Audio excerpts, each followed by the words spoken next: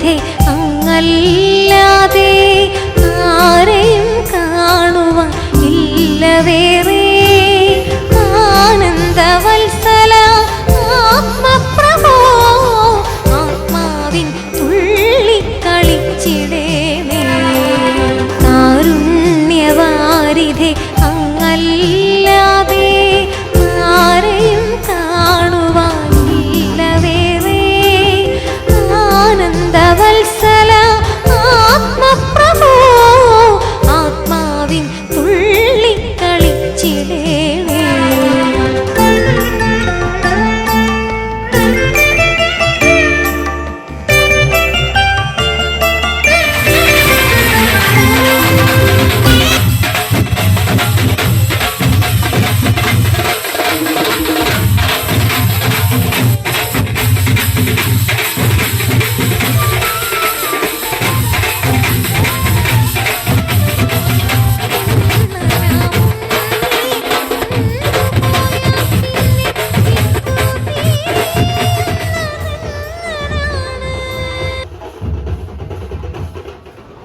വളരെയേറെ മാഹാത്മ്യത്തോടെ അറിയിച്ച് കടന്നുപോയ മഹാ ചൈതന്യ പ്രഭുവാണ് ജഗദ്ഗുരു ശ്രീ ശുഭാനന്ദ ഗുരുദേവ തിരുവൽ പാദങ്ങൾ.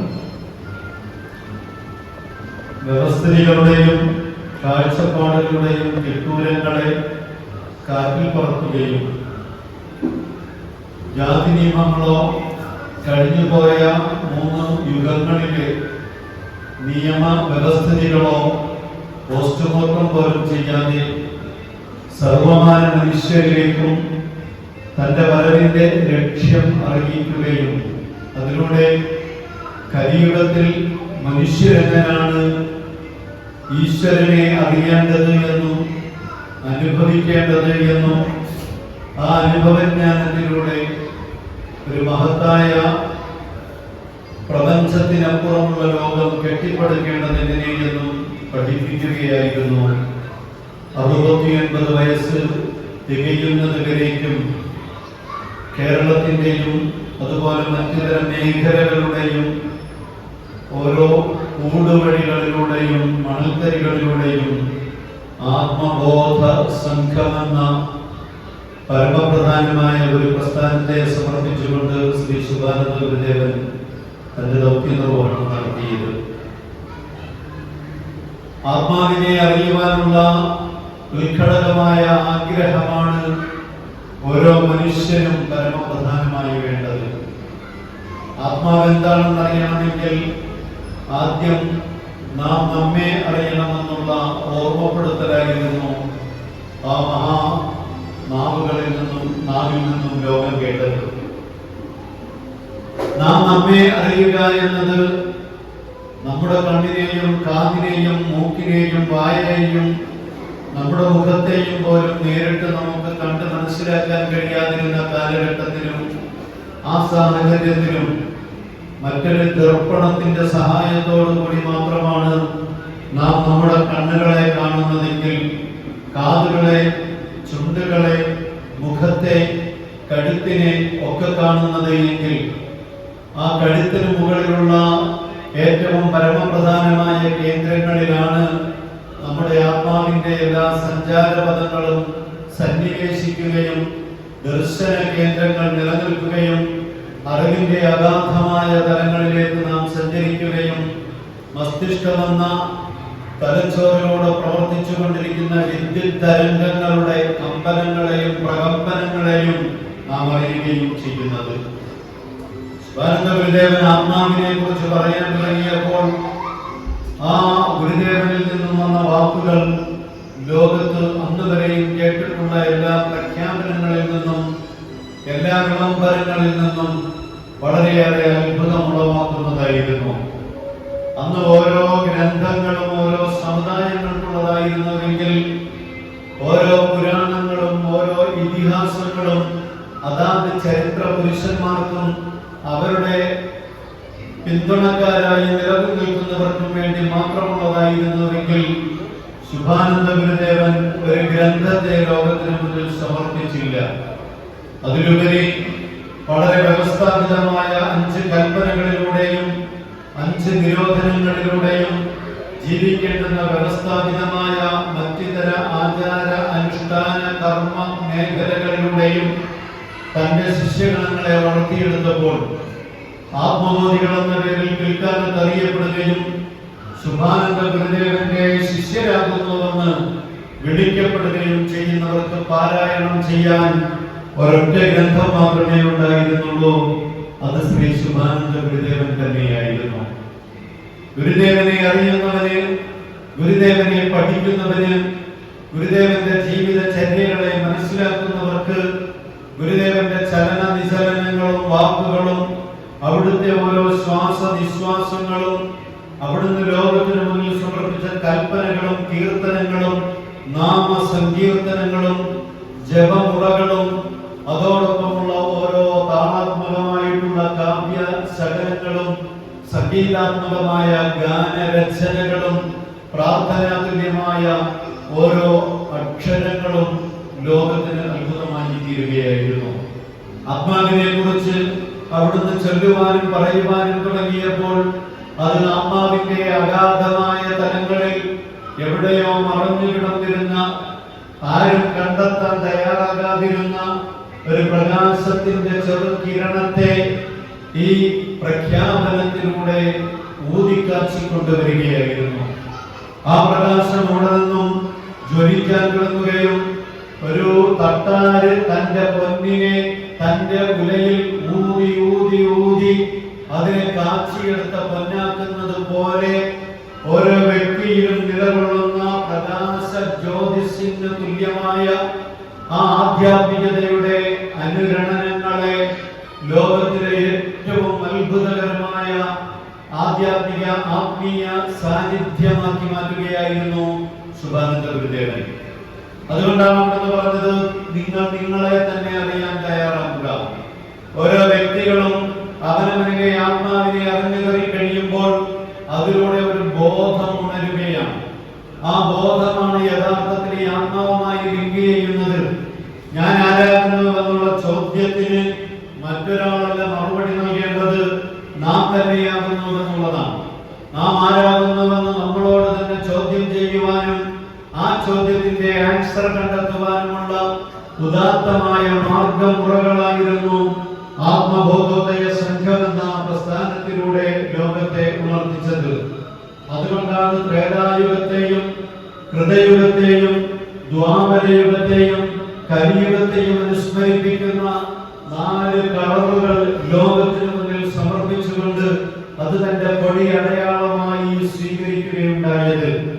ഓരോ വ്യക്തികളും അവനവന്റെ ജീവിതത്തിൽ കടന്നു പോകുന്നത് ഈ 4 യുഗങ്ങളിലൂടെയാകുന്നുവെന്നും തപസ്സും സന്യാസവും യാഗവും യജ്ഞവും അതുപോലെയുള്ള ശിക്ഷാമുറകളും എല്ലാം മാറി കലിയുഗത്തിലെത്തുമ്പോഴേക്കും അജ്ഞതയുടെ അന്ധകാരം ലോകത്തെ മൊത്തം ഗ്രസിച്ചിരിക്കുകയാകുന്നുവെന്നും ആ അന്ധകാര നിബിഡമായ ലോകത്തിന് പ്രകാശം പകർന്നു നൽകുവാൻ ആ ലോകം ഏതാണെന്ന് ആദ്യം മനുഷ്യൻ അറിയണമെന്നും ആ ലോകത്തെ കണ്ടെത്തിക്കൊണ്ട് മനുഷ്യന്റെ ഉള്ളിൽ തന്നെ പ്രകാശ ജ്വാല ഉയർത്തിക്കൊണ്ടുവരണമെന്നും ശുഭാനന്ദ ഗുരുദേവൻ പഠിപ്പിച്ചു. അവനവനെ തന്നെ ആത്മാവിനെ തിരിച്ചറിയുമ്പോൾ ആ ആത്മാവ് ദൈവാംശമാകുന്നുവെന്നറിയുകയാണ്. അല്ല, അത് തന്നെ ദൈവമാകുന്നുവെന്നുള്ള ബോധമുണ്ടാവുകയാണ്. ആ ബോധത്തിലൂടെയാണ് ആത്മബോധം വളരുന്നത്. അപ്പോഴാണ് ഒരു വ്യക്തി ആത്മബോധിയായി തീരാനുള്ള അന്വേഷണം നടത്തുന്നത്. ഈ ആത്മബോധിയാകാൻ ഒരു മനുഷ്യന് ഭാഗ്യം സിദ്ധിച്ചാൽ ആ മനുഷ്യനൊരു ഗുരുവിനെ അനിവാര്യമാണ്.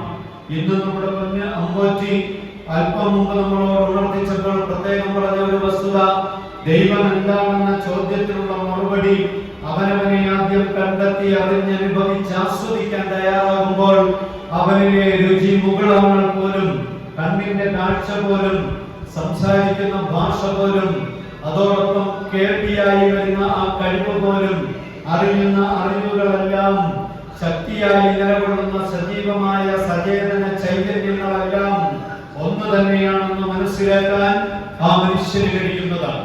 ആ മനുഷ്യന് കഴിയുമ്പോൾ അവന്റെ ഉള്ളിൽ കുടികൊള്ളുന്ന ചൈതന്യം തന്നെ ഈശ്വരനാണ്, ദൈവമാണ്, ഭഗവാനാണ്, അല്ലാഹു അല്ലാഹുവാണ്, യഹോവയാണ്, വ്യത്യസ്ത നാമങ്ങളിൽ വിളിക്കപ്പെടുന്ന ഈ ചൈതന്യം തന്നെയാകുന്നുവെന്ന് ഉണർത്തുകയാണ്.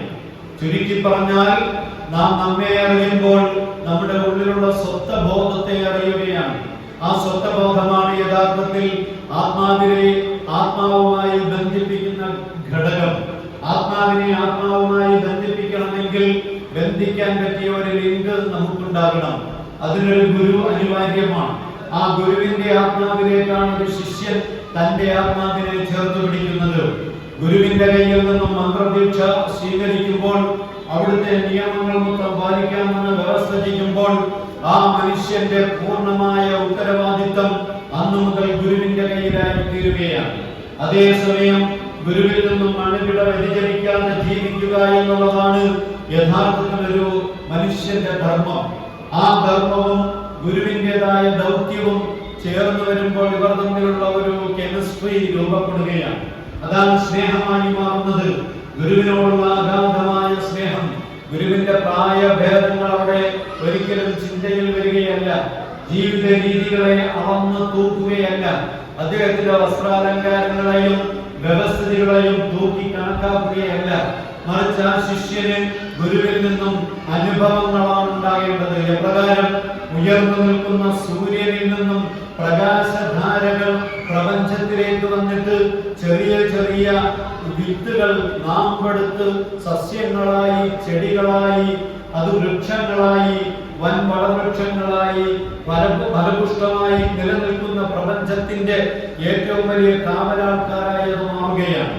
ഇത് സൂര്യനിൽ നിന്ന് ലഭ്യമായ ഒരു അനുഗ്രഹം കൊണ്ടാണ്. തൊട്ടുമുന്നിലെ പുഴയിൽ ജലം നീരാവിയായി ഉയർന്ന് അതങ്ങ് മേഘപാളികളിലേക്കെത്തി അത് സോഡിയവുമായി സമ്മിശ്രമായി ഇവിടെ പെരുമഴ സൃഷ്ടിക്കപ്പെടുമ്പോൾ ആ മഴയിലൂടെ മനുഷ്യന് സമാധാനം, ശാന്തി, ഉഷ്ണമില്ലായ്മ, ഓരോ സസ്യലതാദികൾക്കും മുളച്ചു വന്നാനുള്ള അവകാശം, ജീവജാലങ്ങൾക്ക് കുടിക്കാനുള്ള ദാഹജലം, ഭക്ഷണ മാർഗങ്ങൾക്കുള്ള ധാന്യങ്ങളെ വിതച്ച് അതിൽ നിന്നും വിത്തുണ്ടാക്കാനും അതിൽ നിന്നും ധാന്യങ്ങളെ ഭക്ഷണമാക്കി മാറ്റുവാനുമുള്ള സ്വാതന്ത്ര്യം, ഇതെല്ലാം സൂര്യനിൽ നിന്നാണ് ലഭ്യമാകുന്നത്. ഒരു ഗുരുവിന്റെ ഉദാഹരണം സൂര്യനെ പോലെയാണ്. ഹീലിയം ഉരുകുന്നത് സൂര്യൻ ലോകത്ത് നിലനിർത്തിയിരിക്കുന്ന ചൂട് കൊണ്ടാണ്. അതേ ഹീലിയത്തിന്റെ പ്രവർത്തനം പോലെ തന്നെ ഈന്തപ്പനം മരങ്ങളിൽ ആ ഈന്തപ്പഴം പിടിച്ച് അത് പഴുത്തു പാകമാകുന്നത് മെയ്, ജൂൺ ഏറ്റവും കഠിനമായ ചൂടുള്ള ഈ മാസങ്ങളിലാണ്. അതേപ്രകാരം തന്നെ മാമ്പഴം പഴുത്തു പാകമാകുന്നതും പ്ലാവുകളിൽ ചക്ക പഴുത്ത് നല്ല ചെമ്പരത്തി ചക്കകളും വരിക്കച്ചക്കയും കൂഴച്ചക്കയുമായി, ആനിലി ചക്കയുമായി ആ ചക്കകൾ തന്നെ ഇവിടെ പഴവർഗ്ഗങ്ങളായി മാറുമ്പോൾ അതിൽ വന്നിരിക്കുന്ന മധുരത്തോടൊപ്പം മാംസമായ അതിന്റെ ഓരോ ഭാഗങ്ങളിലും ആ സൂര്യപ്രകാശത്തിന്റെ കിരണങ്ങൾ കൊണ്ടുള്ള മഞ്ഞ നിറങ്ങൾ പോലും നമുക്ക് ലഭ്യമാകുന്നു. പൂന്തോട്ടങ്ങളിൽ മഞ്ഞ പുഷ്പങ്ങൾ വിടരുന്നു, ചെടികൾ, ഗോതമ്പുകൾ, അതുപോലെ ഒരുപാട് സസ്യജാലങ്ങളിൽ നിന്ന് നിരവധി പുഷ്പങ്ങൾ പുഷ്പിക്കുന്നു. ഇതൊക്കെയും കഠിനമായ സൂര്യന്റെ ചൂടിന്റെ അംശങ്ങളെ സ്വാംശീകരിച്ചുകൊണ്ട് നിലനിൽക്കുന്ന ഓരോ സസ്യലതാദികളിലൂടെയുമുള്ള പ്രവണതയാകുന്നുവെങ്കിൽ ഇതേ പ്രവണത പോലെ തന്നെയാണ് ഒരു ഗുരു ഒരു ശിഷ്യന് ആയിത്തീരുന്നത്. അഥവാ ആ ഗുരുവിനെ എങ്ങനെയാണോ ശിഷ്യൻ സ്വീകരിക്കുന്നത്, ഈന്തപ്പന മരം പോലെയാണ് സ്വീകരിക്കുന്നതെങ്കിൽ ആ തരത്തിലുള്ള കായ്ഫലങ്ങൾ അവന് ലഭ്യമാകുന്നു. പ്രപഞ്ചത്തിന്റെ അടിത്തട്ടിൽ ഉരുകിക്കൊണ്ടിരിക്കുന്ന അഗ്നിപർവ്വതങ്ങൾക്ക് വേണ്ടുന്ന ചൂട് പോലെയാണെങ്കിൽ അത്തരത്തിലുള്ള ചൂട് ഇതേ ഗുരുവിൽ നിന്നും അതേ സൂര്യനിൽ നിന്നും അവൻ നേടിയെടുക്കുന്നു. പ്രശാന്ത സുന്ദരമായി ഒരേ സമയം തെക്കോട്ടും അതേ സമയം വടക്കോട്ടും ഒഴുകുന്ന പുഴ പോലെയായി ഹൃദയം നിഷ്കളങ്ക ഭാവത്തോടെ എന്റെ ഈ പുഴയിൽ നിന്ന് ആര് വെള്ളം കോരിയാലും എനിക്ക് പ്രശ്നമില്ല, ആര് തുണി അടക്കിയാലും വിഷയമില്ല, ഏത് മൃഗങ്ങളെ കുളിപ്പിച്ചാലും പ്രതിസന്ധിയില്ല, എല്ലാം ഒരുപോലെ തന്നെ സ്വീകരിക്കുന്ന പുഴ പോലെ ആ പുഴ ഒഴുകും പോലെ ഒരു മനുഷ്യനായി തീരുമ്പോൾ ആ മനുഷ്യനിൽ നിറഞ്ഞു നിൽക്കുന്ന ആ ഏറ്റവും ജലസമ്പത്താകുന്ന ആ അനുഗ്രഹം ഇതേപോലെ ഗുരുവിൽ നിന്നും സൂര്യനിൽ നിന്നും ഓരോ വ്യക്തിയിലേക്ക് എത്തുകയാണ്. ചുരുക്കി പറഞ്ഞാൽ ഒരുപാട് അത്ഭുതങ്ങൾ പ്രപഞ്ചത്തിൽ നിലകൊള്ളുന്നത് സൂര്യനുള്ളത് കൊണ്ടാണ്. അതേ സൂര്യനെ വലയം ചെയ്യുന്ന പ്രദക്ഷിണം ചെയ്യുന്ന ഭൂമിയാകുന്ന നമ്മുടെ പ്രപഞ്ചം സൂര്യന് മറയിടുമ്പോൾ മാത്രമാണ് സൂര്യന്റെ ഒരു ഭാഗം നമ്മിലേക്ക് അന്ധകാരത്തെ സമ്മാനിക്കുന്നത്, ഇരുളായി മാറുകയാണ്. സൂര്യനെ നാം തന്നെ മറയ്ക്കാൻ തയ്യാറായാൽ അവിടെ നാം ഇരുളിലേക്ക് മാറുകയാണ്. ഗുരുവിൽ നിന്നും നാം അകന്നു പോകുമ്പോൾ, ഗുരുവിനെ നാം മറയാക്കിക്കൊണ്ട് ഓരോ ദുഷ്കർമ്മങ്ങളും ചെയ്യാൻ പോകുമ്പോൾ നാം തന്നെ ആപത്തുകളിലേക്ക് ചാടിപ്പോവുകയാണ്. പേരെന്താണ്? ഞാൻ ഗുരുവിന്റെ ഭക്തനാകുന്നു എന്നുള്ളതാണ്. കർമ്മം ഏതാണ്? ഗുരുവിനെ സാക്ഷിയാക്കി മാറ്റി നിർത്തിക്കൊണ്ടുള്ള ദുഷ്കർമ്മങ്ങളാണ്. ഇവിടെയാണ് യഥാർത്ഥ സൂര്യനെ പ്രപഞ്ചം തന്നെ, ഭൂമി തന്നെ മറയിടുമ്പോൾ സൂര്യന് പോലും ഗ്രഹണം സംഭവിക്കുമെന്നതുപോലെ ഒരു ഗുരു അവന്റെ ശിഷ്യനിൽ നിന്നും മാറി നിൽക്കുന്ന ഘട്ടത്തിൽ ആ ഗ്രഹണം കൊണ്ടുണ്ടാകുന്ന ദോഷം ഗുരുവിനല്ല, സൂര്യനല്ല, മറിച്ച് ശിഷ്യന് മാത്രമാകുന്നു. അതിന്റെ വ്യക്തമായ ഉദാഹരണം നമ്മൾ കഴിഞ്ഞകാല യുഗങ്ങളിലെ ഓരോ ഘട്ടങ്ങളെയും മനസ്സിലാക്കിയാൽ, ദ്വാപര യുഗത്തിൽ നടന്ന ഭഗവാൻ കൃഷ്ണനും പഞ്ചപാണ്ഡവരും കൗരവരും ചേർന്നുള്ള കാലഘട്ടത്തിലെ ചൂതുകളി മാത്രം ഒന്ന് ചരിത്രമായിട്ട് അല്ലെങ്കിൽ പുരാണമായിട്ട് വായിച്ചാൽ, ആ ചൂതുകളിയിൽ ഏർപ്പെട്ടുകൊണ്ടിരിക്കുന്ന സമയത്ത് ദുര്യോധനനുമായി കളിച്ചുകൊണ്ടിരിക്കുന്ന വ്യക്തിക്ക്, യുധിഷ്ഠിരന് ഏറ്റവും വലിയ ആഗ്രഹം എന്താണ്? ഭഗവാൻ കൃഷ്ണൻ ഞങ്ങളുടെ അരികിലേക്ക് വരാൻ പാടില്ല, ഈ കളിയിൽ ഞങ്ങളാണ് ജയിക്കേണ്ടത്.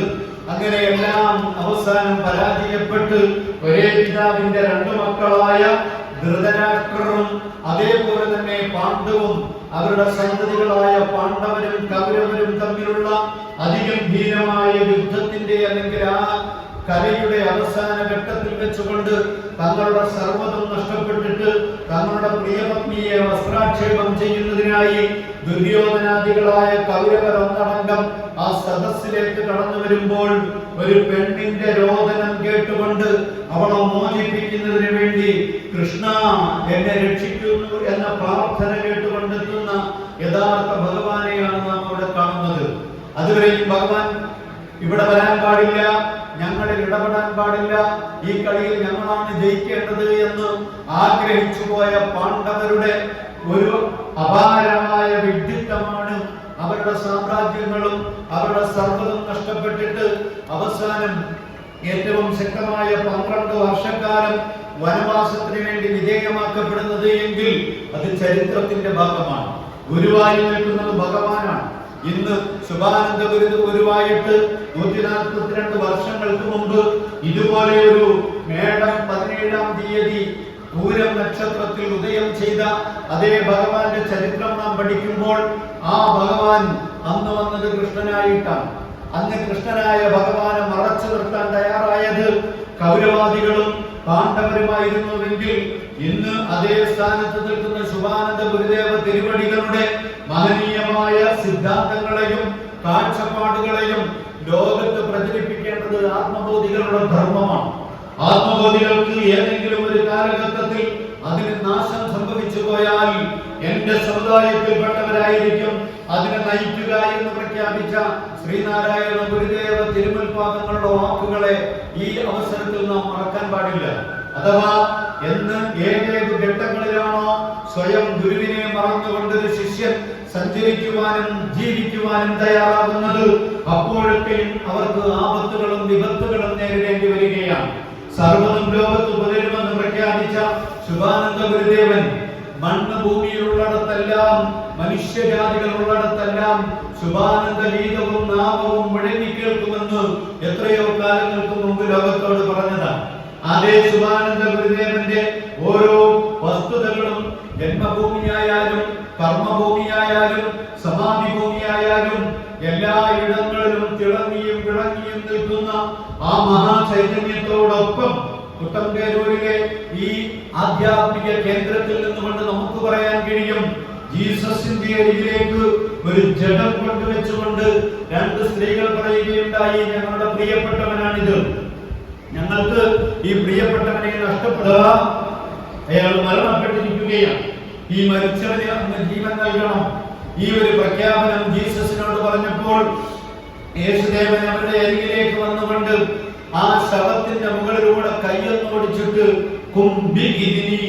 എന്റെ അനുവാദത്തോടു കൂടി നീ എഴുന്നേറ്റ് പോയിക്കൊള്ളുക എന്ന് പറഞ്ഞ ചരിത്രം ബൈബിളിൽ വായിക്കാൻ കഴിയും. അതേപോലെ തന്നെ വിശുദ്ധ ഖുർആൻ ഇതേ ജീസസിനെ കുറിച്ച് വളരെ വ്യക്തമായിട്ട് ഖുർആനിൽ പറഞ്ഞ ഒരു വാക്യമുണ്ട്.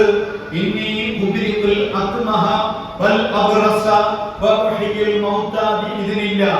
ദൈവിക അനുവാദത്തോടു കൂടി തന്നെ ഞാൻ വെള്ളപ്പാണ്ട് രോഗിയുടെ രോഗം ശുശ്രൂഷിക്കുകയും മൂകനായവനെ സംസാരിപ്പിക്കുകയും മരണപ്പെട്ടു പോയവനെ ജീവിപ്പിക്കുകയും ചെയ്യുമെന്ന് ഈസാ നബി എന്ന ജീസസ് പറയുന്നതിനെ ഖുർആൻ 14 നൂറ്റാണ്ടുകൾക്ക് മുമ്പ് സമർപ്പിച്ചിട്ടുണ്ട്. നമുക്കറിയാം, മാവേലിക്കരയുടെ പ്രാന്തപ്രദേശത്ത് ഒരു സാധുവായ, അതേസമയം ശുഭാനന്ദ ഗുരുദേവ ഭക്തരായ ഒരു കുടുംബത്തിൽ അവിടുത്തെ അമ്മ സമാധിയാവുകയാണ്.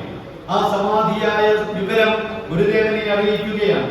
ആ അമ്മയുടെ ബന്ധുമിത്രാദികൾ ഒന്നടങ്കം അന്ന് സാമ്പവരും ദളിതരുമാകുന്ന ആൾക്കാരെ ആ വീട്ടിലേക്ക് കടത്തിവിടുന്നതല്ല. അയിത്തവും തീണ്ടലും നിലനിൽക്കുന്ന ആ ഇടത്തിലേക്ക് ഈ അമ്മയെ കാണുന്നതിന് വേണ്ടി എല്ലാ തിട്ടൂരങ്ങളെയും ദൂരത്താക്കിക്കൊണ്ട് ശുഭാനന്ദ ഗുരുദേവൻ ആ വീടിനുള്ളിലേക്ക് എഴുന്നള്ളി വരികയാണ്. അവിടെ മരണപ്പെട്ട് കിടക്കുന്ന അഥവാ ഭൂമിയിൽ നിന്നും യാത്ര പറഞ്ഞു പോയിരിക്കുന്ന ആ അമ്മയുടെ തിരുമുന്നിൽ വന്നുകൊണ്ട് അവരുടെ മുഖത്ത് മറച്ചിരുന്ന വസ്ത്രം മാറ്റിയിട്ട് ആ അമ്മയുടെ കാതിലേക്കും മുഖത്തേക്കും നോക്കിക്കൊണ്ട് ശുഭാനന്ദ ഗുരുദേവൻ പറഞ്ഞു, മോളെ നീ എഴുന്നേറ്റ് കൊള്ളുക, എന്റെ അനുവാദത്തോടെ നീ എഴുന്നേറ്റ് കൊള്ളുകയെന്ന് മരണപ്പെട്ടു പോയ ഒരു ജഡത്തോട് പറഞ്ഞപ്പോൾ ആ നിമിഷം തന്നെ ആ ലോകത്തോട് വിട പറഞ്ഞു പോയ ആ പെൺകുട്ടി എഴുന്നേറ്റ് വരികയും ആ എഴുന്നേറ്റ് വന്ന ഉടനെ അവിടെ ഉണ്ടായിരുന്ന അതേവരെയും ഐക്യം വിചാരിച്ചുകൊണ്ട് നിന്നിരുന്ന സർവമാന മനുഷ്യരും ശുഭാനന്ദ ഗുരുദേവനെ മനസ്സാ നമസ്കരിച്ചവരുണ്ട്, ശരീരത്തോടെ നമസ്കരിച്ചവരുണ്ട്, കാലുതൊട്ട് വണങ്ങിയവരുണ്ട്, തൊഴുതവരുണ്ട്. വ്യത്യസ്ത രൂപത്തിലുള്ള ആൾക്കാർ അവിടെ ഉണ്ടായി തീർന്നപ്പോൾ ആ പെൺകുട്ടിയുടെ ബന്ധുക്കളോട് പറഞ്ഞു, ഇവളെ ഞാൻ വീണ്ടെടുത്തിരിക്കുകയാണ് എന്ന് പറഞ്ഞാൽ ഈ പെൺകുട്ടിക്ക് ഞാൻ എന്റെ ആത്മാവിനെ, ആ ആത്മാംശത്തെ പകർന്നു നൽകിയിരിക്കുകയാണ്. ആ പകർന്നു നൽകിയിരിക്കുന്ന ഈ കുട്ടിയിൽ നിന്നും ഒരു സന്തതിയെ ഞാൻ എടുക്കുന്നതായിരിക്കും.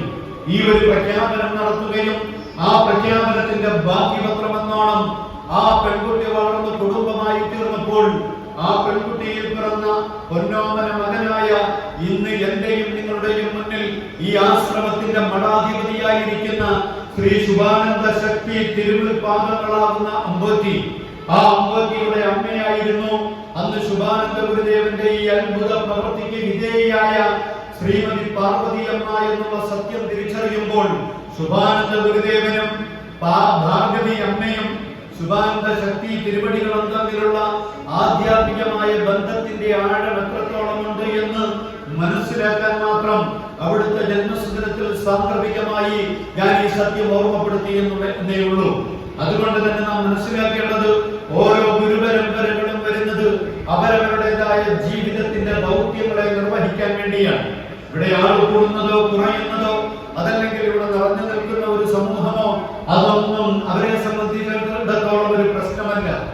3 പേരുണ്ടെങ്കിലും പുതിയ പുതിയ കീർത്തനങ്ങൾ ചൊല്ലിക്കൊണ്ട് ഇവിടെയുള്ള ആത്മബോധികൾക്ക് അനുഗ്രഹമായി നിൽക്കുന്നുണ്ട് അമ്പറ്റി. അതല്ല 30 പേരുണ്ടെങ്കിലും അതേപോലെ പ്രവർത്തിക്കുന്നു, 3000 പേരുണ്ടെങ്കിലും അതുപോലെ പ്രവർത്തിക്കുന്നു. എത്ര ആളുണ്ടായാലും ഇല്ലെങ്കിലും തന്റെ ദൗത്യം ഈ ലോകത്തിന് മൊത്തം വെളിച്ചം പകർന്നു നൽകലാകുന്നുവെങ്കിൽ അവിടെ ഇടപെടുന്നത് ശ്രീ ശുഭാനന്ദ ഗുരുദേവൻ തന്നെയാകുന്നുവെന്നുള്ള സത്യം തിരിച്ചറിയാൻ ആത്മബോധികൾ തയ്യാറാകണം. അങ്ങനെ വരുമ്പോൾ മത്സരങ്ങളില്ലാതെ സർവ്വതിലും സറണ്ടറായി നിന്നുകൊണ്ട് വിട്ടുവീഴ്ച മനോഭാവത്തോടുകൂടി ജീവിക്കുന്ന ഒരു സമൂഹമായി ആത്മബോധികൾ ഓരോ ഇടങ്ങളിലും ഉണ്ടാകും. ഉണ്ടായില്ലെങ്കിൽ ആ ഒരു വലിയ സമൂഹത്തെ ഞാൻ തന്നെ ആ രൂപത്തിലേക്ക് മാറ്റിക്കൊണ്ടുവരുമെന്ന് എത്രയോ പതിറ്റാണ്ടുകൾക്ക് മുമ്പ് ഉന്നതമായ രൂപത്തിൽ ശ്രീ ശുഭാനന്ദ ഗുരുദേവ തിരുവടികൾ തന്നെ പ്രഖ്യാപിച്ചിട്ടുണ്ട്. ഈ യാഥാർത്ഥ്യങ്ങളാണ് വളരെ ഗൗരവമായി നാം ചിന്തിക്കേണ്ടത്.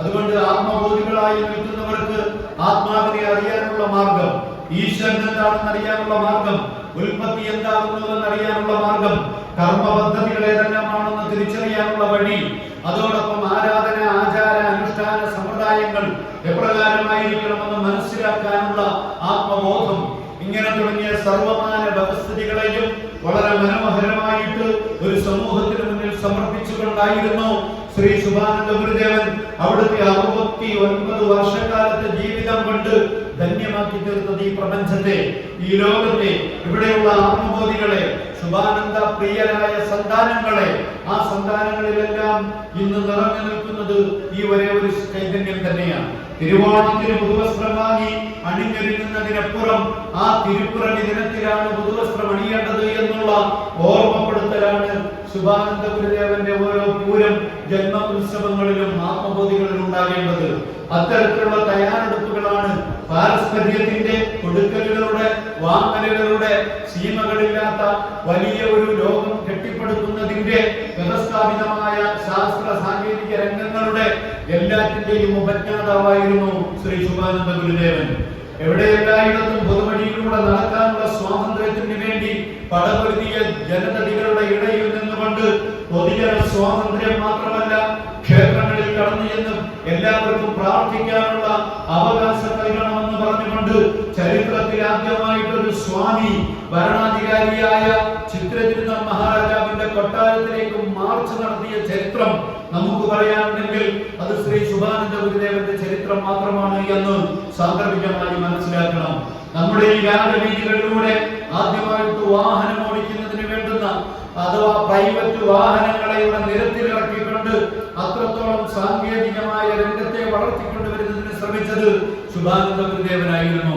അതേപോലെ തന്നെ അവർക്ക് നിർദ്ദേശപ്രകാരം ഉയർന്നു വന്ന ആയുർവേദ ഹോസ്പിറ്റലുകൾ, വിദ്യാഭ്യാസ കേന്ദ്രങ്ങൾ വ്യവസ്ഥാപിതമായിട്ട് നിരവധി മേഖലകളിൽ ആയിരക്കണക്കിന് പതിനായിരക്കണക്കിന് വരുന്ന ആ ശുഭാനന്ദ ഗുരുദേവ തിരുവടികളെ ആജ്ഞകൾ ഉൾക്കൊണ്ടുകൊണ്ട് ജീവിക്കുന്ന ആത്മബോധികൾ ഇന്ന് ശുഭാനന്ദ ഗുരുദേവന്റെ 142ാമത് വർഷം പിന്നിടുമ്പോഴേക്കും ആ കാലഘട്ടമായിരുന്നോ സുവർണ കാലഘട്ടം, അതല്ല ഈ കാലഘട്ടമാണോ സുവർണ കാലഘട്ടം എന്ന് സംശയിക്കാവുന്ന രൂപത്തിൽ ഈ പ്രസ്ഥാനം വളർന്നുകൊണ്ടിരിക്കുന്നു എന്നുള്ളത് തന്നെയാണ് ലോകത്തിലെല്ലായിടത്തും ഈ ആത്മബോധോദയ സംഘത്തിന്റെ ശംഖൊലി മുഴങ്ങുക തന്നെ ചെയ്യും, യാതൊരു സംശയവുമില്ല എന്ന് സാന്ദർഭികമായി ഓർമ്മപ്പെടുത്തിക്കൊണ്ട് ഈ മഹത്തായ പൂരം ജന്മദിന ആഘോഷ സദസ്സിൽ ഈ മഹനീയമായ ശുഭാനന്ദ ശക്തി തിരുവടികളുടെ നേതൃത്വത്തിൽ ഇവിടെ പ്രവർത്തിച്ചു കൊണ്ടിരിക്കുന്ന ആത്മബോധികളുടെ ഈ സങ്കേതത്തിൽ, ഈ ഉന്നതമായ ആശ്രമത്തിൽ അല്പനേരം സംസാരിക്കാൻ എന്നെ അനുവദിച്ച എന്റെ ഏറ്റവും ഇഷ്ടഭാജനമായ പ്രാണന്റെ പ്രാണനായി ഞാൻ എന്റെ കുടുംബം സ്നേഹിക്കുന്ന തിരുവമ്പോറ്റിക്ക് ആദ്യമായി ഞാൻ നന്ദി രേഖപ്പെടുത്തിക്കൊണ്ട് അവിടുത്തെ ആത്മബോധികളായ സന്തതികൾക്ക് ആയിരം കൃതജ്ഞത രേഖപ്പെടുത്തിക്കൊണ്ട് ഞാൻ എന്റെ ഈ എളിയ വാക്കുകൾ ഇവിടെ വിരാമപ്പെടുന്നു. എല്ലാവർക്കും 1000 ജന്മദിന ആശംസകൾ ഒരിക്കൽ കൂടി സമർപ്പിച്ചുകൊണ്ട് നന്ദി, നമസ്കാരം.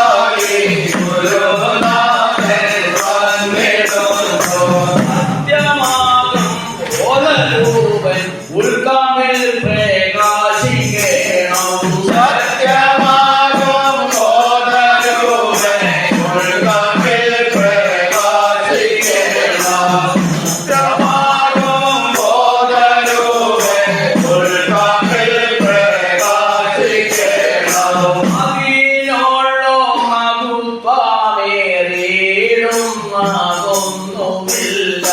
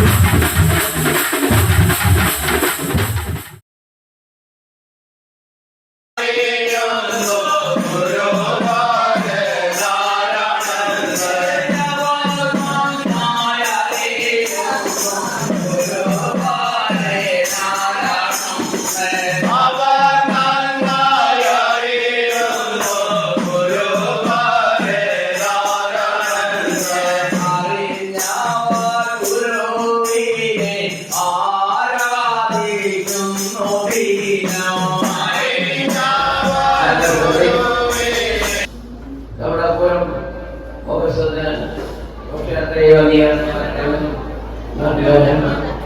പ്രദേശങ്ങളിലെല്ലാം ഭഗവാന്റെ ദൈവത്തിന് ശാന്തി പ്രാപിച്ച് ഈ വർഷം മുതൽ അടുത്ത വർഷം വരെ സുഖവും സമാധാനവും ശാന്തിയും പ്രാപിച്ച് അടുത്ത വർഷം പുതിയ ആത്മാക്കൾ പങ്കെടുത്ത് വിജയിപ്പിക്കുവാൻ പ്രവേശം അത് എത്ര ആഡംബരം ഉണ്ടായിരുന്നു, എത്ര അലങ്കാരം ഉണ്ടായിരുന്നു. വന്യമൃഗത്തിന്റെ കാട്ടിയുടെ നടുവിൽ ഏകാന്ത ചിന്തയോടുകൂടി ഏകാന്തമായിരുന്ന തപൻ ചെയ്ത് പുണ്യം നേടിയവരാണ്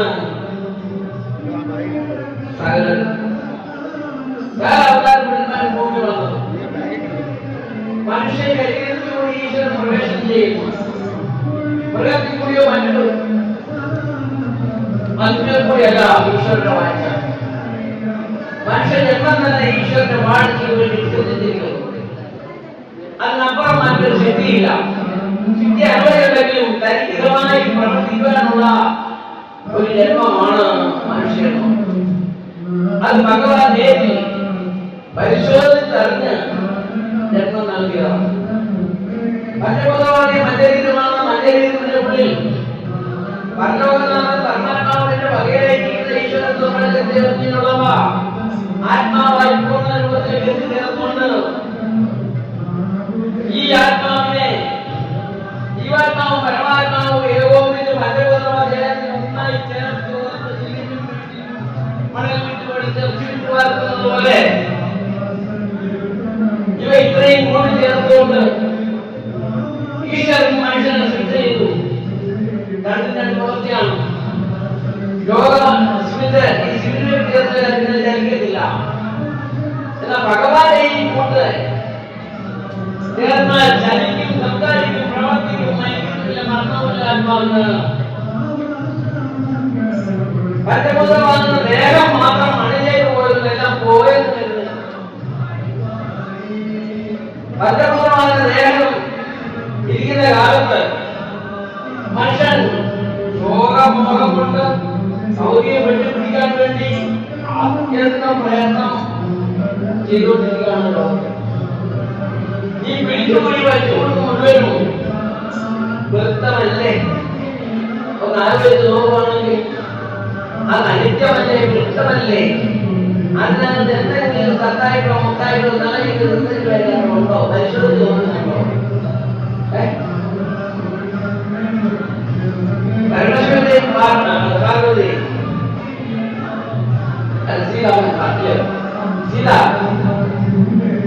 ഹനുമാനും ഏറ്റവും ഭക്തനാണ്, ഭക്തനാണ്, ജ്ഞാനിയാണ് എന്ന് കരുതി പാർവതി സ്വർണത്തെ കഴിഞ്ഞ് മതിക്കുന്നതായ ഒരു മുത്തുമാല അദ്ദേഹം കൊടുത്തു.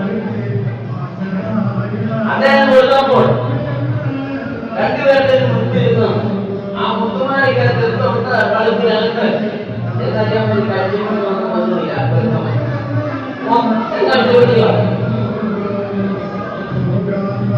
ഓ പാർവതിക്ക് സഹിക്കാം. ഞാൻ അവനെ മക്കളെ പോലെ സ്നേഹിച്ച് ഭദ്രമായി ഞാൻ സൂക്ഷിക്കുന്നതായി പഴുമാറി കൊടുക്കുന്നതിന്റെ മുമ്പിൽ അവൻ അഹങ്കാരമല്ലേ, ഞാൻ വികാരമല്ലേ? കണ്ടില്ലേ ഭഗവാനെ? ആ മുഴുവൻ അവൻ കാന്താരെല്ലാം പണം ചെയ്യുന്ന കാര്യം അങ്ങനല്ല. കണ്ടില്ലേ ഭഗവാനെ? അങ്ങയുടെ മുന്നിൽ വികാരം കാണിക്കുന്നു. അപ്പോൾ ഭഗവാൻ സ്വീകരിച്ചു.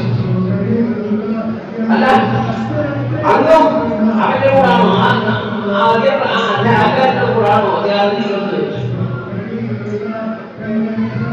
ഒരിക്കലും രണ്ടുപേരെ ഞാൻ ഒരിക്കലും നിന്ദിക്കുന്നില്ല.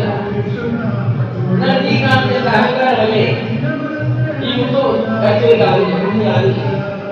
അപ്പോൾ ആ മുത്തിനകത്തല്ല നിങ്ങൾ ആരാധിക്കുന്നത്, ഹൃദയത്തിലാണ്. അതാണ് അങ്ങനെ പറഞ്ഞിട്ടുണ്ടോ? ഹൃദയം വെച്ചിപ്പോൾ എന്ന് പറയുന്നത് പോലെ ഈ ആഴങ്ങളിലല്ല ഈശ്വരന്റെ വാഴ്ച, ഹൃദയത്തിലാണ്. ഹൃദയം പരിശുദ്ധമാക്കണം. വെറുതെ പ്ലാറ്റ്ഫോമിലേക്ക് പ്രചരിച്ചതുണ്ടായില്ല. പ്രവൃത്തി കൊണ്ടുവന്ന് അനുഭവപ്പെടുത്തി മറ്റുള്ളവർ തുറന്ന് കാണിക്കാൻ പഠിക്കണം. അത് പഠിക്കാത്ത ശുഭാന്തപാത്രത്തിലേക്ക് മാത്രമേ ശുഭാന്ത പഠിപ്പിക്കുന്നതിലെ ശാസ്ത്രവും നിത്യമെന്ന് എനിക്ക് തോന്നും. അല്ലാതൊന്നും നിത്യനാളും ശാശ്വതമായിട്ടല്ല.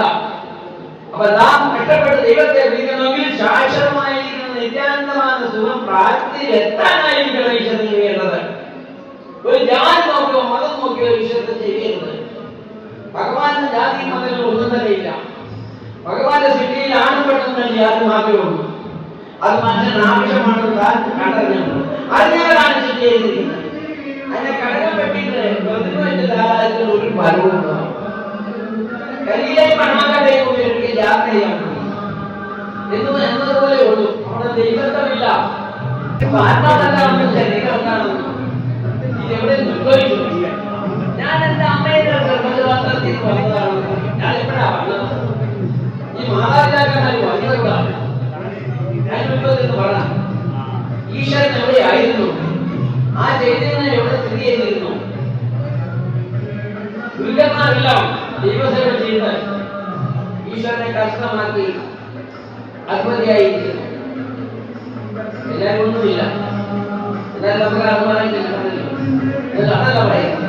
ആ ദൈവത്തെ അറിഞ്ഞു.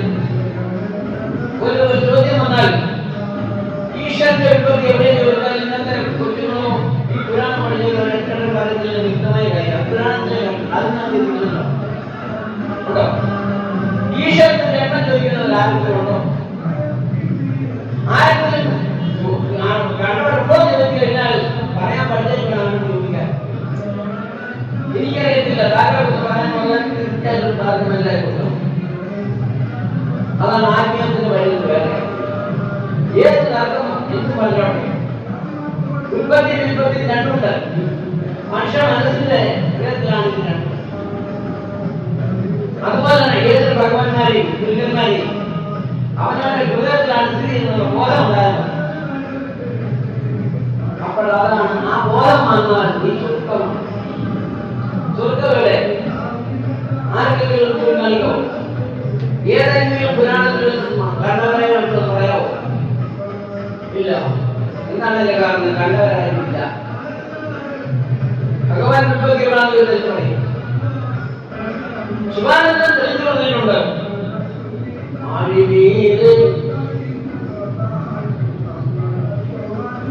ജന്മമെടുത്തിരുന്നു. അതാണ് ജലാത്തിന്റെ അശ്വമില്ലാതെ ഒരു ജന്മം ജനിക്കുന്നില്ല.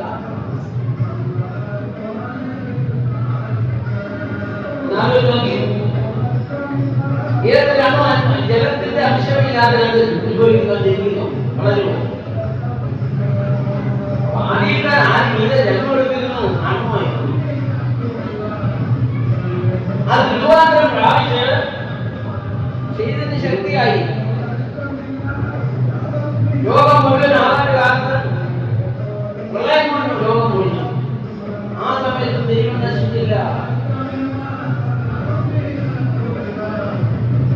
വീണ്ടും മുങ്ങിക്കിടന്ന ലോകത്തെ പ്രകാശിപ്പിച്ചു. ആരെങ്കിലും പൊക്കിയെടുത്ത് പൊങ്ങാൻ അതിൽ നിന്ന് പുരാണം പല വിധത്തിലാക്കുന്നു. മറ്റേ പൂർവ്വം പരാഗം പർവ്വതം താഴോട്ട് പോകുന്നു. ആ താഴാതിരിക്കാൻ പൂർവ്വത്തെ മാമ അതാ താഴെ നിർത്തുന്നത്. എന്തൊരു ഉദാഹരണങ്ങളൊക്കെ പാലായിട്ട് അണിഞ്ഞെടുത്ത അമൃതമാണ്. മന്ത്രിനെ മലയാക്കി ഭാഷയെ പ്രയോഗിക്കും. കേരളത്തിൽ അലങ്ങിയിരുന്നാൽ കേരളം പോകുന്നു. അവിടെ അമൃതമോ എന്ന് പറഞ്ഞാൽ മൂട്ടമ്മ പോലെ ചീറ്റിക്കൊണ്ടിരിക്കുന്ന മനസ്സ് അതിനെ നിന്റെ ഭക്തി കൊണ്ട് കർമ്മം കൊണ്ട് ചിന്തമുണ്ട്. നീ അതിനെ അസ്മരിച്ച് കളയുക. അപ്പൊ അമൃതാത്ത പാലാഴി മകാവിഷ്ണു നിന്നിൽ വരുന്നതാണ്. അതാണ് അമൃതം. ആ അമൃതാണ് ഞാൻ. അത് മറ്റുള്ളവരിലേക്ക് പകർന്നു കൊടുക്കും. അവരും ആ ആത്മസ്വഭാവത്തെ അനുഭവിക്കുമ്പോൾ അവന്റെ മനസ്സ് സുഖമായിരിക്കും. അപ്പോഴാണ് നാം പറയുന്നത് അതേ അനാമകാര്യ രൂപം എങ്ങനെ കണ്ടു? ഹൃദയത്തിൽ കണ്ടു. പടത്തിലല്ല കണ്ടത്, ഫോട്ടോയിലല്ല കണ്ടത്, മരത്തിലല്ല കണ്ടത്. മനുഷ്യ മനസ്സിലാണ് കാണുന്നത്. പ്രിയമുള്ള ആട്ടങ്ങളിൽ പറയുമ്പോൾ പുരാണം വായിച്ചുകൊണ്ടല്ല ആരാധകർ പഠിക്കുന്നത്.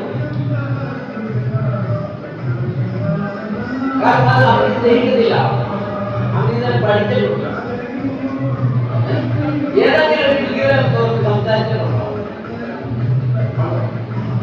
ആ ഗുരുക്കന്മാർ അദ്ദേഹം ജീവിച്ചിരിക്കുമ്പോൾ അദ്ദേഹത്തിന് അടുത്ത് നിൽക്കുന്ന ഗുരുക്കന്മാരാണ് അദ്ദേഹം ചരിത്രമാക്കി പാലിക്കുന്നത്. അതിനാണ് ഒരു ഭക്തരായി തീരണമെന്ന് പറയുന്നത്. ഈശ്വര ഭക്തരായി തീർന്നെങ്കിൽ മാത്രമേ ശാന്തി സമാധാനം ഉണ്ടാകുള്ളൂ. അതിൽക്കൊണ്ട് മുന്നോട്ട് ജീവിക്കണം. അവരെയാണ് ദൈവത്തെ തമ്മിൽ കൂടുന്നത്. നാം എല്ലാവരും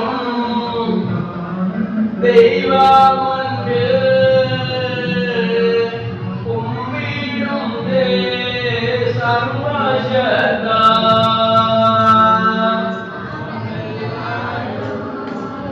ദൈവമുണ്ട് കുമ്പിടുന്നേ സർവശക്ത അതേ മാതാ ഭേദമില്ല നാമെല്ലാരും ഒന്നു തന്നെ. അതേ മാതാ ഭേദമില്ല നാമെല്ലാരും ഒന്നു തന്നെ.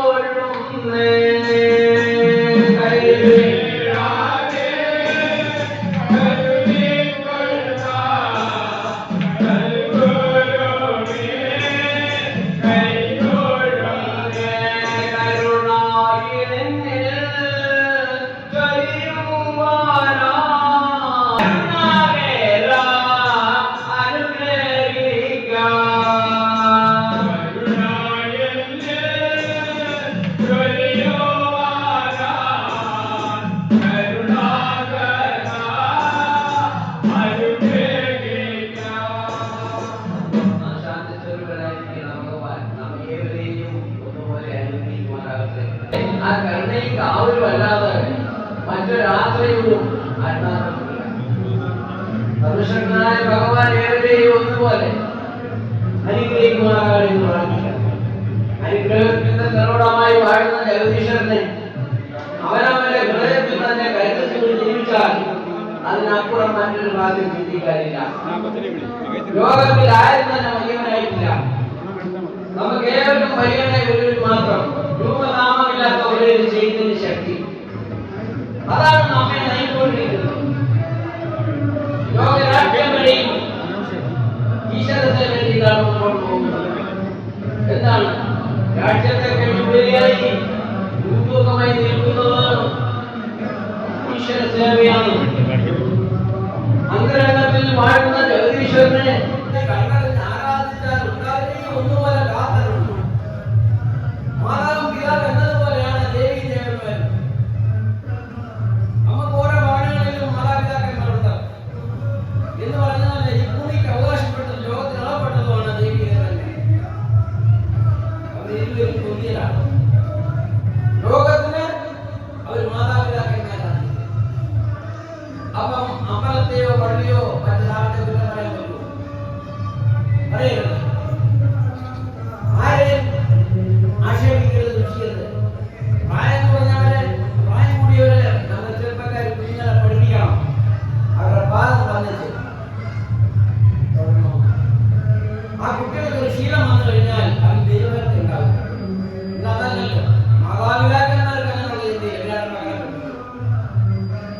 പഠിപ്പിക്കും. പഴയ കാലത്തൊക്കെ ഇവിടുത്തെ തലമുറ നേരത്തുള്ളവരുടെ ആചാരം ഇപ്പൊ അതില്ല. അപ്പൊ ശിവനാശ്രമത്തിൽ വരുന്ന സന്താനങ്ങളുണ്ട്, പറയാറുണ്ട്. അവരുടെ സന്താനങ്ങളെ പഠിപ്പിക്കുന്നുണ്ട്. ആരെയും മുതിർന്നവരെ അനാവശ്യമായിട്ടെന്ന് പറയുന്നത്, കളിയാക്കരുത്, പരിഹസിക്കരുത്, തന്നെ പ്രായം ആരെ കാണുമോ അവർ ജാതി നോക്കരുതെന്നോ പാദം കൊണ്ട് വന്നിക്കണം. അപ്പോൾ തീർച്ചയായിട്ടും ആ വ്യക്തി ആ കുഞ്ഞിന്റെ കഴിക്കുന്നുണ്ട് കുഞ്ഞെ നീ നന്നായി പറയും. കാരണം എല്ലാവരും കൊടുക്കുന്ന ദൈവം ഇവിടുന്ന് മാത്രമാണ്, ഇവിടുന്ന് മാത്രമല്ല എല്ലാവരും ഉണ്ട്. പക്ഷേ ഏറ്റവും അത് കർമ്മശുദ്ധി കൊണ്ടാണ് വളർത്തുന്നത്. കർമ്മശുദ്ധി കൊണ്ടാണ് ഇത് വളരുന്നത്. എല്ലാവരും ആണും പെണ്ണും ഭേദമില്ല, ദൈവത്തെ ജീവിക്കാൻ പറ്റില്ല.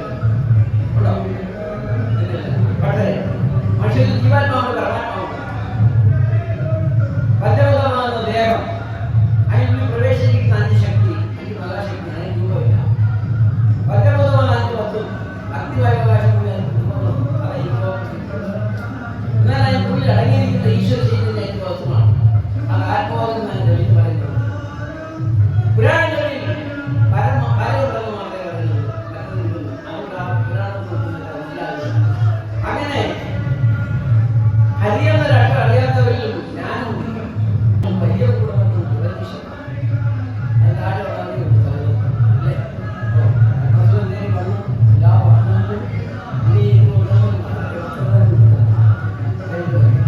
ശരി. എന്നാൽ നമുക്ക് അന്നദാനത്തിന്റെ സമയമായി പ്രാർത്ഥന സമർപ്പിച്ചിട്ടുണ്ട്.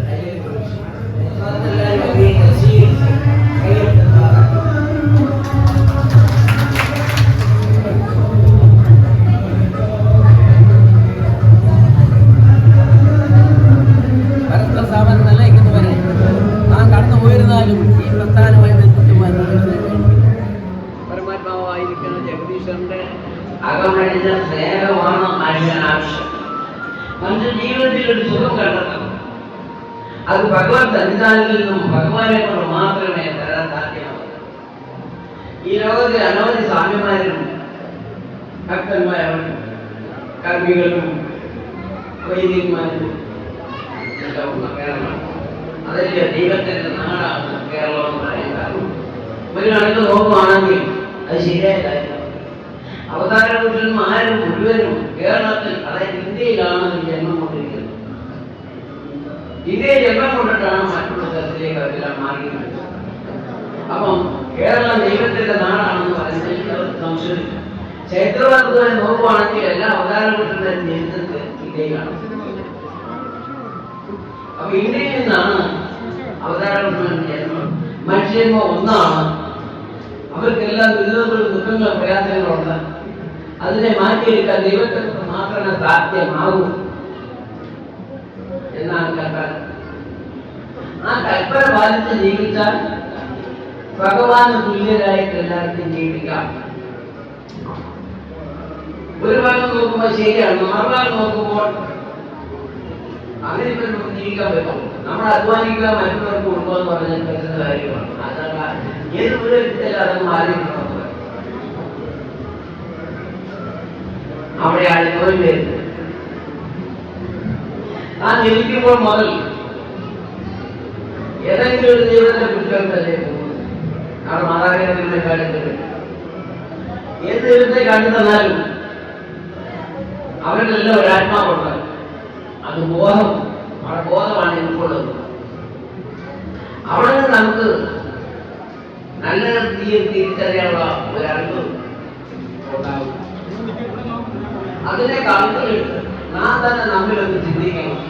നാം ഏത് വലിയ പ്രശ്നമാകുക, ആർക്കും ലഭിക്കും, ഏത് വലിയ ഭൗതിക നിലയിക്കും. ഈ രണ്ടും താരതമ്യം നോക്കണം. അത് നോക്കി കഴിയുമ്പോൾ ഭൗതികത്തോട് മലയിട്ട് പോകുന്ന സ്വാമി ആയാണെങ്കിലും അവനെത്ര വേണമെങ്കിലും ആകുന്ന ബന്ധപ്പെടുത്തില്ല. ആ ഭൗതിക ബന്ധം മറ്റുള്ളവരെ പിരിഞ്ഞു കണ്ടാലോ കോമേള ഉത്തരം തന്നെ ഒട്ടും കൂടിക്കും കൂടാവില്ല ഒട്ടും. പക്ഷെ ഇങ്ങനെയുള്ള കാര്യങ്ങളാണ്. ദൗത്യം അവിടെ ഈശ്വരന് യാതൊരു ബന്ധവുമില്ല. അനുഭവത്തിൽക്കൂടി പറഞ്ഞ കാര്യമല്ലാത്ത ഭഗവാനെ നാം അറിഞ്ഞാൽ തീർച്ചയായിട്ടും നമുക്ക് വേണ്ടുന്നത് എന്താണെന്ന് നമ്മൾ അങ്ങോട്ട് പറയണ്ട. സകലതും അറിഞ്ഞിരിക്കുന്നതാണ് ഭഗവാൻ. നമുക്ക് ജന്മം തന്നു. അവനറിയാം ഭൂമിയിൽ മനുഷ്യൻ എന്റെ ജന്മം നമുക്ക് ഏത് സിറ്റിയിൽ കേന്ദ്രമാണ് ആവശ്യം അറിയാൻ സാധിക്കും. അതറിഞ്ഞ് പ്രവർത്തിച്ചുകൊണ്ടേയിരിക്കുന്നു, തന്നുകൊണ്ടിരിക്കുന്നു. നമ്മളിത് അനുഭവിക്കുന്നു. പക്ഷെ നമ്മളിത് അനുഭവിച്ചിട്ട് മറ്റൊരുത്തിനെ തൊഴിക്കാനോ ഉപദ്രവിക്കാനോ പോകുന്നതല്ല ശരി. ഭഗവാനെ ഈ ലോകത്തിൽ എനിക്ക് ആത്മസ്വതന്ത്രം സമാധാനം സാധിക്കില്ല എന്ന് നമ്മൾ അഭിലാഷമായിരിക്കണം ഭഗവാൻ കാഴ്ചവെക്കുന്നത്. ഭഗവാനോട് അർപ്പിക്കണം. ഭഗവാനെ എനിക്ക് ഞാൻ പണക്കാരനാകണം, ധനാഢ്യനാകണം, എന്നെ പരിഹരിച്ചതിന് മുമ്പിൽ മുതലാളി കാര്യം കാണിച്ചു കൊടുക്കണം. ഇതൊക്കെ എന്ന് പറയുന്നത് ഭഗവാൻ ഇഷ്ടപ്പെടാത്തൊരു കാര്യം. ആ വാർത്താലിക്കൂടി വെള്ളം വിടുകയെന്ന് മാത്രം. വാർത്താലിമാരാണ് വെള്ളം വിടുന്നില്ല ഇതിനകത്ത് വേണം എന്ന് പറയുന്നത്. എന്നാൽ എങ്ങനെയല്ല, എനിക്ക് ഭഗവാനെ മാത്രം കണ്ടാൽ മതി, ആ സുഖം അനുഭവിച്ചാൽ മതി എന്ന് മാത്രം കണക്കില്ലെന്ന് പറയാനറിയാം. ഇതൊക്കെ ചിന്താഗതിയാണ്. ആ ചിന്ത എൻ്റെ ഒരു അനുഭവം കൂടി. അതെന്റെ ഗുരു അനുസരിച്ച് ഇഷ്ടപ്പെട്ടു. വേറെ ഞാൻ ഈ ലോകത്തിൽ ഭഗവാൻ എനിക്ക് അങ്ങനെ കണ്ടാൽ മതി, അവിടുത്തെ ആത്മസുഖം ജീവിതത്തിൽ കഷ്ടപ്പാട് പറയാത്തതുകൊണ്ട്. പക്ഷെ അതൊന്നും ഭഗവാൻ എടുത്ത് പോയില്ല. ആത്മസുഖത്തോളം വലിയൊരു താരം പോലും മറ്റൊന്നുമില്ല. ഈ അന്ധകാരത്തെയും ദുരിതത്തെയും സമർപ്പിക്കാൻ സുഖം അവിടെ ചെന്നെങ്കിലേ ഒക്കത്തുള്ളൂ. ദാഹമറിയുന്നതിന് തണുത്ത എല്ലാം ജലമാണ് അവന് ആവശ്യം. ചൂടിലുള്ള വൃത്തിയാക്കുക എന്ന് പറയുന്നത് പോലെ ആത്മാവിന് ആവശ്യം ആനന്ദമാണ്. ആനന്ദം ആത്മാവിന് പറഞ്ഞ ക്ലേശം എടുക്കാൻ പാടില്ല. ക്ലേശം ഒതുക്കുന്നതാണ് ഭഗവാൻ. ആ ആത്മാവിൽ രൂപനാമല്ലാത്ത ഈശ്വര ചൈതന്യമാണ് അത് കൊണ്ടുകൊള്ളുന്നത്. ആ ഈശ്വര രൂപ ഏത് പ്രകാരമാണെന്നോ ജ്ഞാനം കൊണ്ട് അജ്ഞാനത്തെ മാറ്റുമ്പോൾ മാത്രമേ കാണാൻ കഴിയുള്ളൂ. അത് ജ്ഞാനികൾക്കേ കാണാനുള്ളൂ. അതുകൊണ്ടാണ് ഈ ലോകത്തിൽ എല്ലാ പഠനങ്ങളും വരച്ചു വെക്കുന്നുണ്ട്. ഈശ്വരന്റെ രൂപ ധരിക്കുന്നതെല്ലാം മനുഷ്യരൂപവും ഈശ്വരന്റെ രൂപം ആത്മാവിന്റെ രൂപം ആരെങ്കിലും വരച്ചു വെച്ചിട്ടുണ്ടോ? അത് തന്റെ വകയാണ്. അയാളുടെ അത് നായരൊന്നും വരി കൊടുക്കാനുള്ളതല്ല. അത് തന്നിൽ തന്നെ സൂക്ഷിക്കേണ്ടതാണ്. ഇന്ന് ലോകത്തിൽ മറ്റൊന്നെല്ലാം എന്തെല്ലാം കണ്ടുപിടിക്കുന്നു, പ്രവർത്തിക്കുന്നു. സ്വർഗത്തിനായി ഭാവി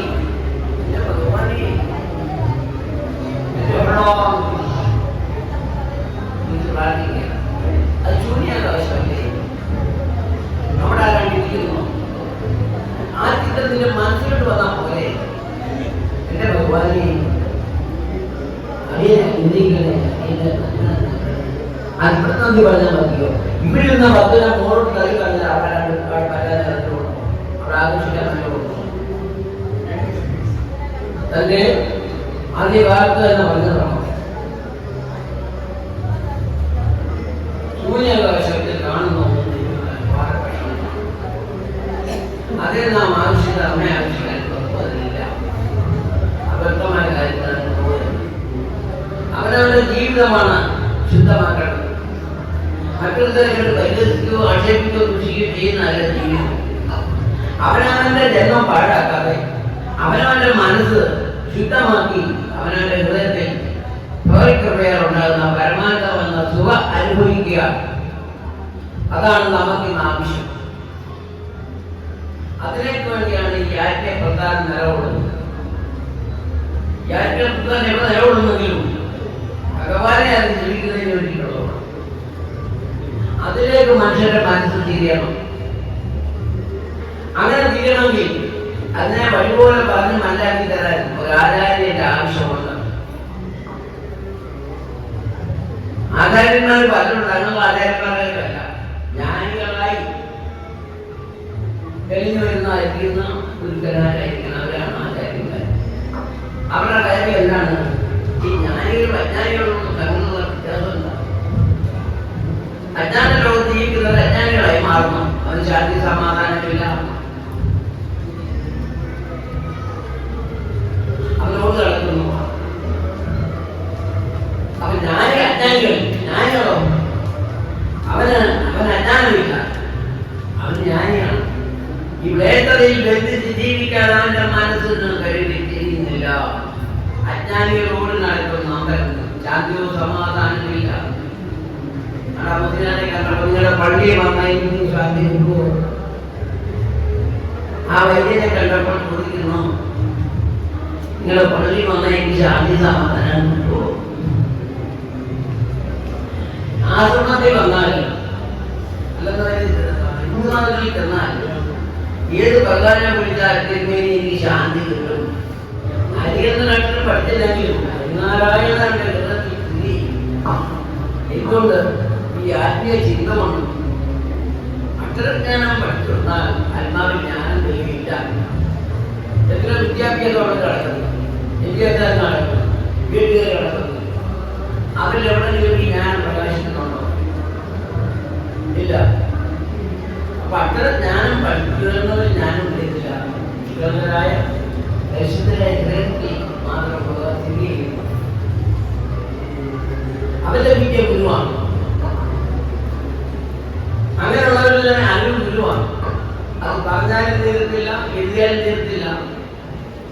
അതാണ് ജ്ഞാനി അജ്ഞാനിയായിട്ടുള്ള വ്യത്യാസം. ഇരുളും പകലും എന്ന് പറയുന്ന പോലെ തന്നെയാണ് ജ്ഞാനി അജ്ഞാനി. അജ്ഞാനി എപ്പോഴും ഇരുൾ മുന്തപ്പുന്നു, ജ്ഞാനി എപ്പോഴും പകൽ പ്രകാശനാണ്. അതാണ് അതിന്റെ വ്യത്യാസം. ജ്ഞാനി അജ്ഞാനിയുള്ള വ്യത്യാസം. അതിനെ അടയാളം കാണിക്കുന്നതാണ് ഈ രായിപ്പകൽ. നിന്നിൽ തന്നെ ഈ പ്രക്രിയ നടന്നുകൊണ്ടിരിക്കുന്നതാ. ഒരിലാണ് ഈ പ്രക്രിയ നടന്നുകൊണ്ടിരിക്കുന്നത്. അത് തന്നെയാണ് പോകാൻ അതിനൊപ്പിച്ചാണ് അത് സ്ഥിതി ചെയ്യുന്നതനുസരിച്ചാണ് മറുവശമാകുന്ന മറ്റു ഫലം. അത് തിരിച്ചറിഞ്ഞ് ജനിച്ചു അതിന്റെ എണ്ണം അറിയാം. ആരെക്കൊണ്ട് സാധിക്കും? ആരാലും സാധ്യമല്ല. നാം എത്രയോ പേരുമായിട്ട് സംസാരിക്കുന്നു. ഗുരു എന്നിലുള്ളതുകൊണ്ട് അതിന് മറുപടി കൊടുക്കാൻ പ്രയാസമൊന്നുമില്ല. അതിന് മറുപടി അദ്ദേഹം അല്ലയോ? അപ്പൊ നമുക്ക് എവിടെയും പോകാൻ സംസാരിക്കാം, ആരോട് സംസാരിക്കാം. അഹങ്കാരമല്ല, ഞാൻ ആരെയും പറയുന്ന കാര്യമാണ്. ആരെയും പഠിച്ചാൽ അത് പറയണം. അപ്പൊ അതുമായി ബന്ധപ്പെടണം. എന്തൊരു കഷ്ടമ പാരീടത്തിൽ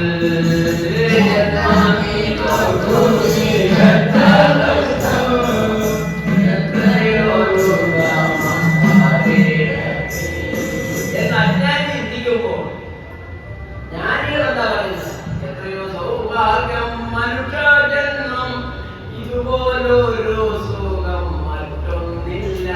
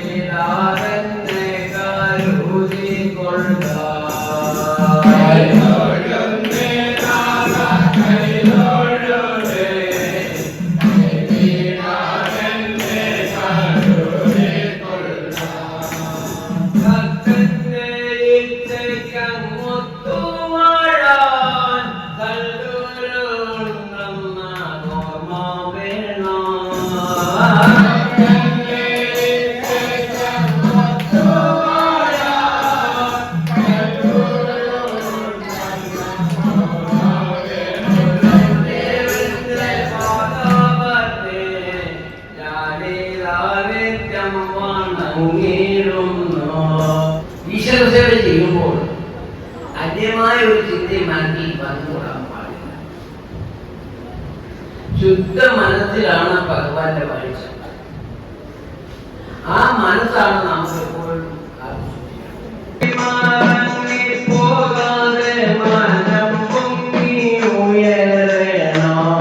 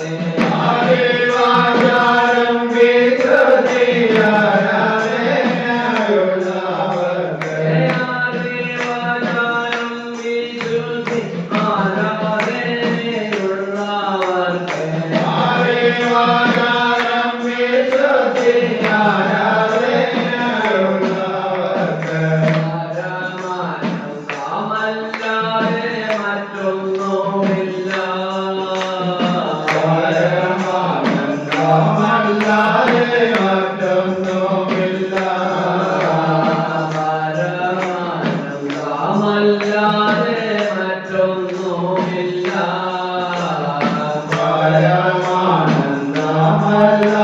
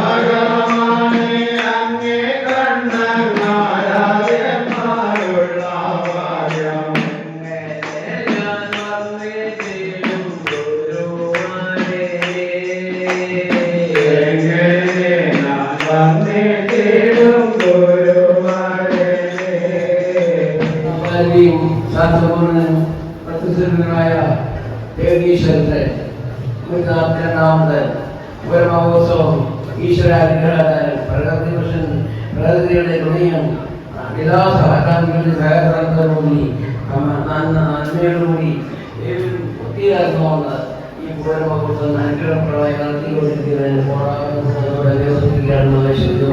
ഈശ്വരൻ ഈ വർഷം അടുത്ത വർഷം വരെ